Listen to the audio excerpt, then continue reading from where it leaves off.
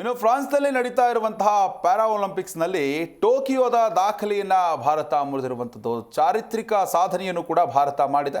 ಇನ್ನು 2020ರ Tokyo para ಒಲಿಂಪಿಕ್ಸ್ನಲ್ಲಿ Bharat ತಂಡವು 5 ಚಿನ್ನ ಸೇರಿದಂತೆ ಒಟ್ಟು 19 ಪದಕಗಳನ್ನು ಗೆದ್ದಿತ್ತು.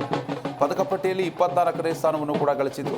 ಈ ಪ್ಯಾರಾ ಒಲಿಂಪಿಕ್ಸ್ನಲ್ಲಿ ಕ್ರೀಡಾಕೂಟದಲ್ಲಿ ಭಾರತ ಶ್ರೇಷ್ಠ ಸಾಧನೆಯನ್ನು ಕೂಡ ಮಾಡಿದೆ. ಆದರೆ ಪ್ರಸಕ್ತ ಸಾಲಿನಲ್ಲಿ ಸಾಗ್ತಾ ಇರುವಂತಹ ಪ್ಯಾರಾ ಒಲಿಂಪಿಕ್ಸ್ ಏನಿದೆ, ಈ ಕ್ರೀಡಾಕೂಟದಲ್ಲಿ ಭಾರತ ದಾಖಲೆಯನ್ನು ಮುರಿದಿದೆ. 27 ಪದಕಗಳನ್ನು ಗೆದ್ದುಕೊಂಡಿದೆ. ಆ ಮೂಲಕ ಪ್ಯಾರಾ ಒಲಿಂಪಿಕ್ಸ್ನ ಇತಿಹಾಸದಲ್ಲೇ ಭಾರತ ಅತಿ ಹೆಚ್ಚು ಪದಕಗಳನ್ನು ಗೆದ್ದಿರುವಂಥದ್ದು. ಪದಕ ಪಟ್ಟಿಯಲ್ಲಿ 17ನೇ ಸ್ಥಾನದಲ್ಲಿ ಭಾರತ ಇದೆ. ಪ್ಯಾರಿಸ್ನಿಂದ ತಾಯ್ನಾಡಿಗೆ ಶೂಟರ್ ಅವನಿ ಲೇಖರ, ಪ್ರಣವ್ ಸುರ್ಮಾ ಸೇರಿ ಇನ್ನಿತರ ಅಥ್ಲೀಟ್ಗಳು ದೆಹಲಿ ವಿಮಾನ ನಿಲ್ದಾಣಕ್ಕೆ ಬಂದಿದ್ದಾರೆ. ಇನ್ನು ಏರ್ಪೋರ್ಟ್ನಲ್ಲಿ ಭಾರತೀಯ ಪ್ಯಾರಾಒಲಿಂಪಿಕ್ ಅಥ್ಲೀಟ್ಗಳಿಗೆ ಭವ್ಯ ಸ್ವಾಗತವನ್ನು ಕೂಡ ಕೋರಲಾಗಿದೆ. ಇಲ್ಲಿವರೆಗೆ ಭಾರತ ಒಲಿಂಪಿಕ್ಸ್ನಲ್ಲಿ 6 ಚಿನ್ನ, 9 ಬೆಳ್ಳಿ ಮತ್ತು 12 ಕಂಚಿನ ಪದಕವನ್ನು ಗೆದ್ದಿರುವಂಥದ್ದು.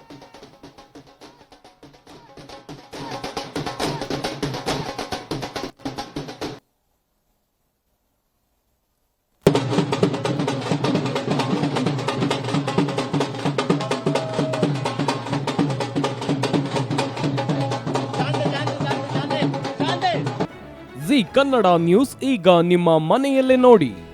ಎಲ್ಲ ಕೇಬಲ್ಗಳಲ್ಲಿ ಈಗ ಲಭ್ಯ.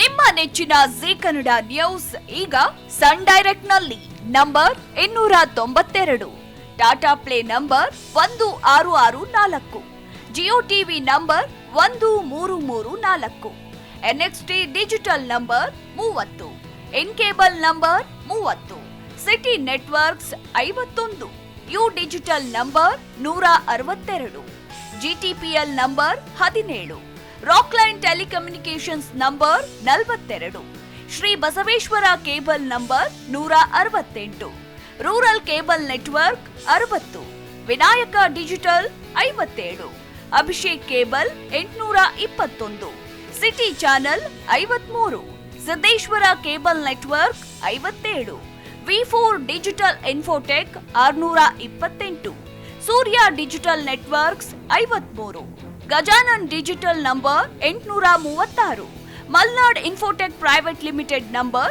56, Metrocast number 830, victory digital number 167ರಲ್ಲಿ ನೋಡಿ ಆನಂದಿಸಿ.